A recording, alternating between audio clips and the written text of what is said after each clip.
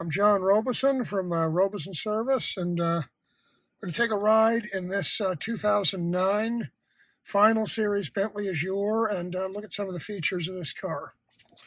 So these cars, contrary to the last of the first series Azures, are mostly started off the ignition key. They don't have a push button in the center here, so you have to push the brake to start it, and you have to push the brake to release the key to take it out.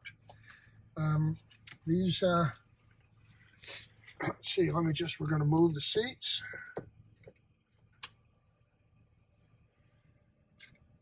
To move the seat to its rearmost position, you actually have to push the back of the adjuster downward, and that tilts it down and back. The fore-aft adjuster, you would think, would do that, but the fore-aft adjuster doesn't control all the travel. All of these cars have electrically adjustable columns, as you can see here. So the switch to do the adjusting is on the left-hand side of the wheel. You push the Bentley B here to take the car out of park, and then that's down into drive, and off we go. So we'll just see here, this car's showing 30,724 miles, and we can see all the gauges have normal readings. Here we have 70 degrees, we have 5:30 on the clock, we have just a little under 200 on the temperature, half a tank of gas, and then we have sort of neutral boost because we're idling. That's all what you should expect. The climate control, this is a newer thing after the Volkswagen Group takeover. So here's our adjustments, and pretty straightforward automatic climate control system. We'll roll on out here.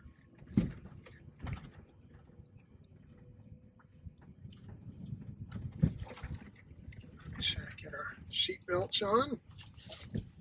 This car has the twin turbo version of the Bentley 6.75 engine. So in this near final form, this engine makes right about 500 horsepower, and it's quite a bit more responsive than the older cars because it uses twin small turbos.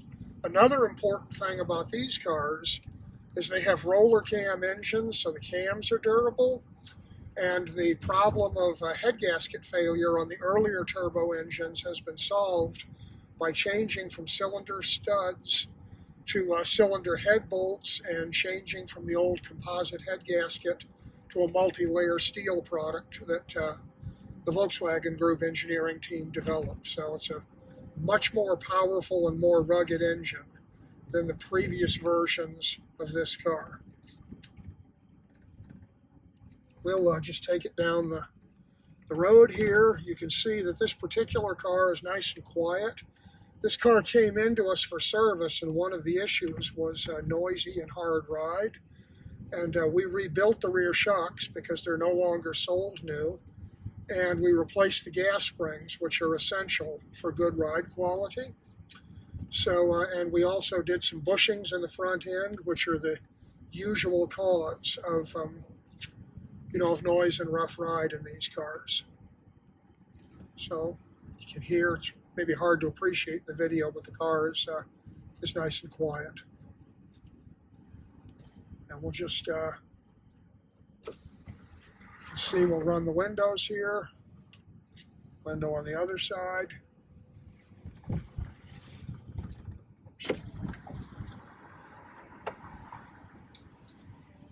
And the rear window on that side.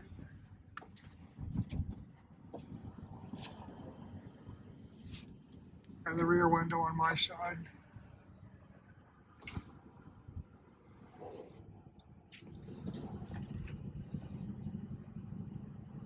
We're approaching the highway. These cars have really noticeably smoother takeoff, and they're noticeably tighter and quieter than the first generation Azures. That's it's really something when you drive a car like this. It really strikes you right away. It's a It's not something you can see, but it's very much there. They're also more solid feeling in the steering wheel. There's less kickback through the wheel than a first series Azure has.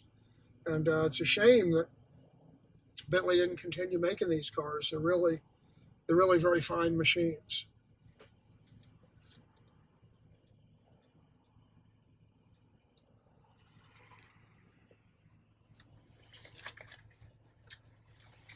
See, we've come a mile, 30725 now.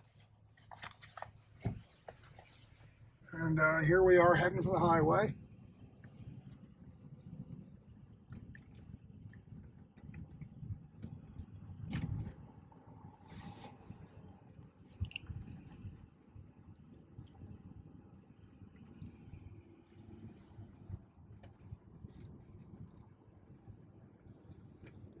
This car has electronic suspension control, so it's quite flat for what it is coming into corners. It's a very solid handling car. It really doesn't feel loose like a convertible at all in that respect.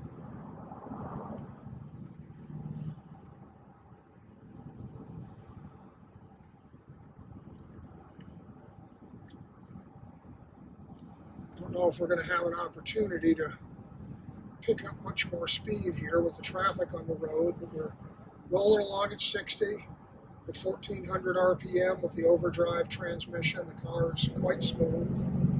Got a lot of pickup. See, that was a roll up to 75 miles an hour.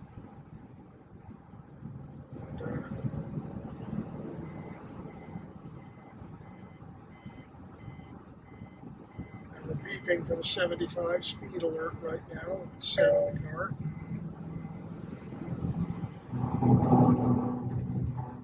So nice and smooth at 80, 85. We'll come into the exit here, and you see the brakes are smooth also. There's no steering wheel shake when I ran over those bumps. And we'll pull it down to 25 miles an hour for the ramp here. And again, it's nice and smooth.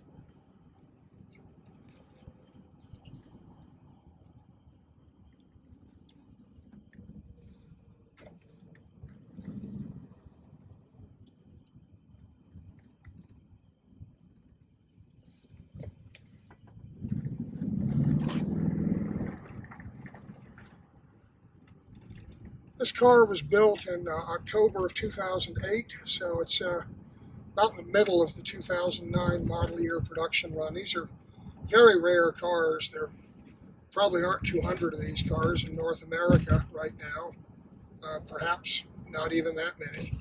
So this is certainly one of the most exclusive of the Bentley convertibles, a totally different car than a Bentley GTC of the same era. This is a handmade car. It's completely different. And, interestingly, they don't sell at a huge premium over the GTC, even though when they were new, these cars were almost twice as much money. So you can see we're running over a kind of a rough side street here, and this car's handling it very well. No noise, no bouncing.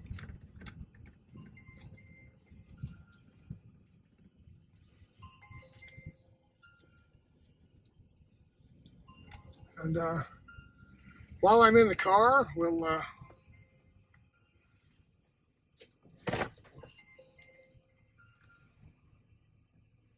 go in and cycle the top now.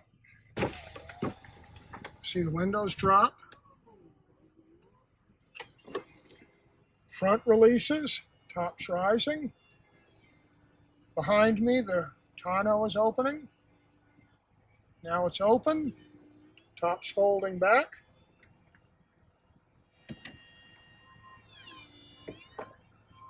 And the tonneau's closed.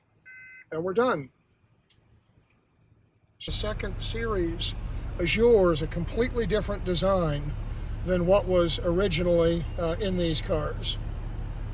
We'll go back up with it right now.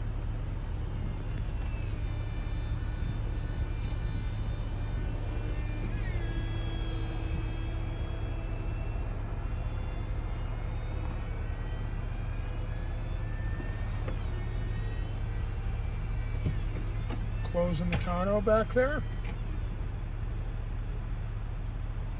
Closing the back. And we're latching the header. And we're down. So you can see the operation is smoother than the original design top. And if you're looking to get an Azure, this series of car, if you can find one, is a pretty desirable choice.